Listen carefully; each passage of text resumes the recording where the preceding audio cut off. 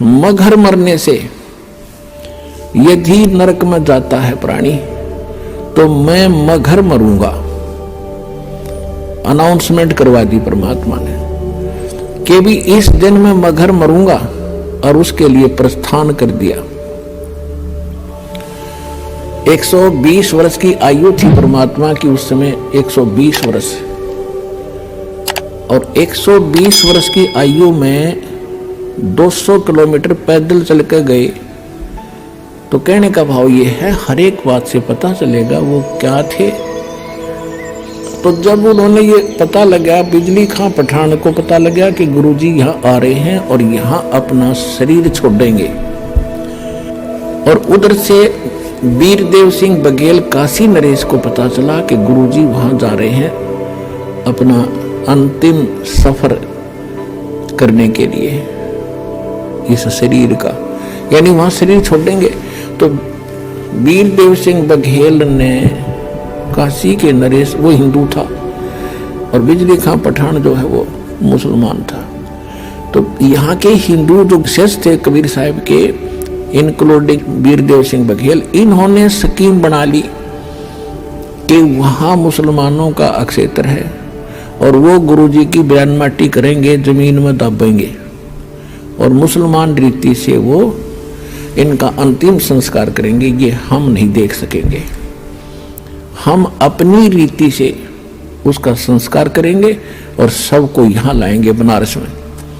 यदि सीधे हाथों बिजली खां नहीं मानेगा तो युद्ध करके लाएंगे। इस उद्देश्य से सेना साथ ले ली, और वो से दर्शकों की तो कहना है ना कितने चाल पड़े। बिजली खां पठान को पता चला, सबकी व्यवस्था की, परमात्मा पहुंच गए। तो बिजली खां पठान ने कहा कि भगवान, यहाँ पर एक सबसे बड़ी समस्या हमारे लिए ये है कि यहाँ कोई जल नहीं है और आदमी गणे आगे, चारों तरफ से दर्शक भी आगे हैं। इनके नहाने और धोने की व्यवस्था नहीं हो पाएगी। बाहर से कुछ जल मंगा रखा है, केवल पीने की व्यवस्था हम कर पाए। परमात्मा ने कहा कि मैं पहले बहते जल में स्नान करूंगा और फिर मैं शरीर छोड़ूंगा। तो बिजली खां पठान ने बताया कि महाराज, यहाँ साथ में भगवान एक आमी नदी बह रही है, बहा करती थी, अब सूखी पड़ी है। भगवान शंकर ने इसको श्राप दे रखा है, इसमें जल एकदम, हम भी बड़े दुखी। तो परमात्मा ने कहा कि चलो मैं चलता हूँ, दिखाओ मुझे कहाँ है। जिस स्थान पर परमात्मा ने शरीर छोड़ने का निर्णय किया था, उससे 400, 200 फुट, 300, 400 फुट की दूरी पर वो दरिया खाली पड़ी थी।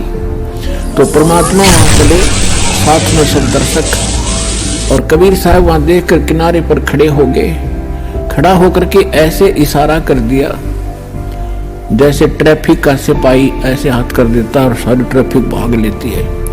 परमात्मा ने ऐसे इशारा किया था, और काफी दूरी पर उस दरिया में एक ऐसा धमाका हुआ जैसे पत्थर फटा हो, कोई बम फटा हो, और एकदम पानी का फव्वारा निकला और पूरी दरिया भर के और बहने लगी। ऐसा निर्मल जल सतलोक से भेजा भगवान ने। वो तो बहाना था, खुड़के दुड़के गाते। तो फिर सब ने स्नान किया और नहाए धोए। परमात्मा ने कहा कि भाई बिजली खां पठान, एक चादर नीचे बिछाओ, इस पर लेटूंगा, एक चादर में ऊपर ओढ़ूंगा।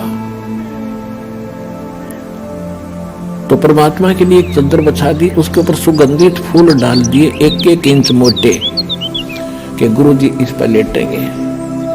तब परमेश्वर ने पूछा कि बिजली खां पठान, कि बिजली खां पठान मुसलमान भी अपनी सेना लाकर खड़ी कर रहने 100 फुट की दूरी पे, और वीरदेव सिंह बघेल काशी का हिंदू राजा, वो भी 100 फुट दूसरी साइड में पूरी सेना की सतर्क खड़ी, अपने हथियार में जकड़े हुए, और दर्शक बीच में बैठे। परमात्मा ने पूछा, दोनों बिजली खां पठान और वीरदेव सिंह बघेल सामने खड़े आपस में गुरुजी के पास में। परमात्मा ने उनकी तरफ नजर करके कहा कि भाई, ये सेना किस लिए लाए हो तुम दोनों? दोनों शर्मा गए, नीचे को गर्दन कर ली, बोले नहीं। तो दूसरे लोग होते हैं हिंदू मुसलमान, तो मुसलमान कहने लगे जी आपकी मृत्यु के उपरांत हम आपके शव का अंतिम संस्कार मुसलमान रीति से करेंगे, अगर ये हिंदू नहीं मानेंगे तो हम इनके साथ युद्ध करेंगे। हिंदू कहने लगे हम इनको मुसलमान रीति से ये अंतिम संस्कार आपका नहीं करने देंगे, और ये नहीं मानेंगे तो सेना इसीलिए ला रखी है कि हम युद्ध करके जबरदस्ती ले जाएंगे। पुणात्माओं, उस समय भविष्य वक्ताओं ने ये भविष्यवाणी कर रखी थी कि इस वर्ष में एक भयंकर ग्रह युद्ध छिड़ेगा और बहुत जनहानि होगी। अब परमात्मा ने वो कहर टालना था।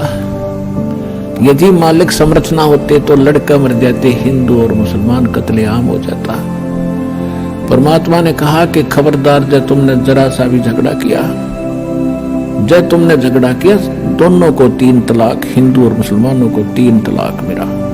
फिर भी सुन लो, मेरे शरीर को चाहे 2 भागों में बांट लेना बेटा, तुम लड़ियो ना, मेरा काला मुंह हो जाएगा। अब वो ऊपर से तो सब हाँ भर रहे थे, अब ठीक है जी, लेकिन अंदर से ये था कि एक बार शरीर छोड़ दें गुरुजी, फिर हम आप देख लेंगे। अब वो तो अंतर्यामी थे, सारे जाने थे इनमें केक को बदबरी पड़ी है। एक चद्दर नीचे बिछी थी, लेट गिरे, ऊपर ओढ़ ली। कुछ देर के, कुछ ही सेकंड के बाद परमात्मा ने ऊपर आकाश में जा रहे थे, सह शरीर जा रहे, वहां से आकाशवाणी की कि भाई उठा लो चद्दर, हटा दो पर्दा, इसमें नहीं है मुर्दा। इतनी जोर की आवाज आई, गुरुजी की आवाज, ऊपर देखा सबने कि वहां परमात्मा तो वो जा रही है, वो जा रही है, कितना तेज शरीर है उनका। और चद्दर उठा के देखा, जो शरीर था उतने सुगंधित फूल बन गए उस मालिक के पूरी, वो तो मालिक लीला थी, सह शरीर चले गए। अपने आत्मा कहा तो वह कत्लेआम होना था, और कहा वो हिंदू और मुसलमान एक दूसरे से न्यू लिपट कर रो रहे हैं, जैसे किसी की मां मर जा और पिता मर जा, इकट्ठे दोनों ऐसे रो रहे थे बिलख बिलख के, और पछता रहे थे अपने उस अज्ञान सोच को, रो रहे थे कि हम पहचान नहीं सके तो खुद अल्लाह आए थे। रो रहे थे बुरी तरह कि हमने बहुत बुरा किया, हमने कभी सुख, अंतिम समय में भी सुख ना दिया अपने मालिक को, अंत में भी उनको इतना तंग कर दिया। तो उन्होंने, बिजली खां पठान ने कहा कि भाई एक चद्दर आप ले लो, एक हम ले लेते, आधे फूल आप ले लो, आधे हम ले लेते। बड़ी दया करी दाता ने, क्योंकि हम तो समझ के कुछ ही नादान मुसलमान और हिंदू हैं, ये बकवाद कर सकते।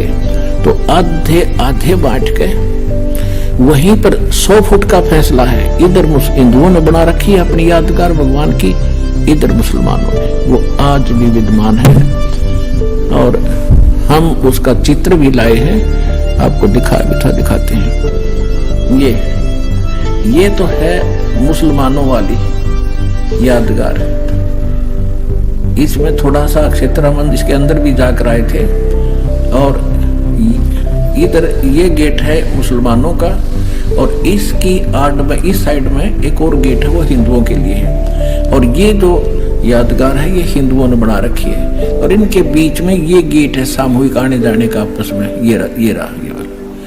वहाँ कोई भेदभाव नहीं है, हिंदू और मुसलमानों का आपस में आज तक वहाँ का कभी कोई झगड़ा नहीं हुआ।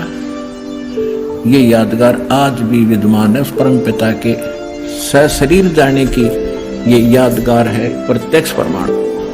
अपनात्माओं, बिजली खां पठान ने 500 बीघा जमीन हिंदुओं की यादगार के नाम दे दी वहीं पर, और 500 बीघा दे दी मुसलमानों को, जहां पर कबीर पंथ का एक वहां आचार्य महंत रहता है, 10वां देख कर आया है, और काशी चौरा के अंतर्गत उसका प्रबंधन